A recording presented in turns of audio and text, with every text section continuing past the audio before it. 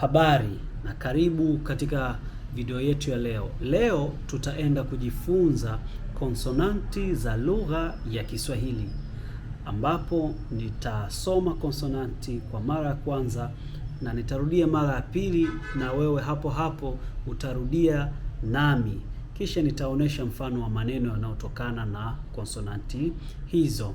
Hebu twende pamoja.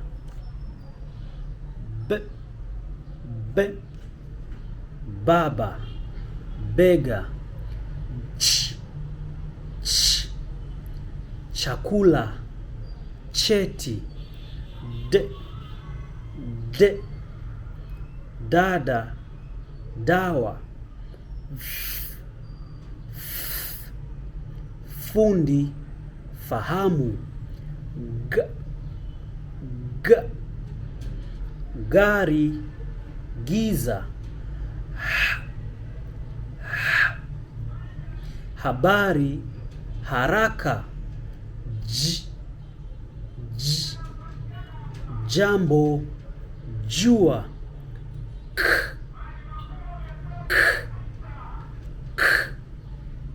Kaka, kazi.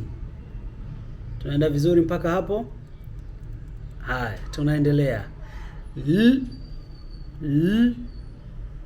Lala, lima. Mama, mti.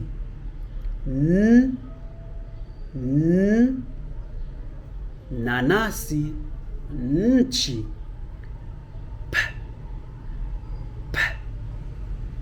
Pesa, paka. Tuko pamoja mpaka hapo? Tunaendelea. Rafiki, rangi. Safi, siku.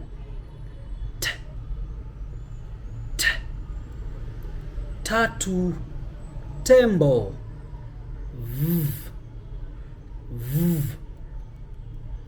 Viatu, vita.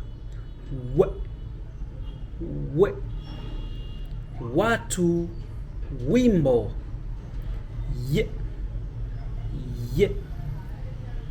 Yeye, yai.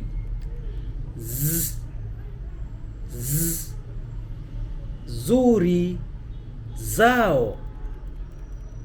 Kwa hiyo hizo ndizo konsonanti za lugha ya Kiswahili, na ukitazama vizuri hatuna kwenye Kiswahili Q wala X.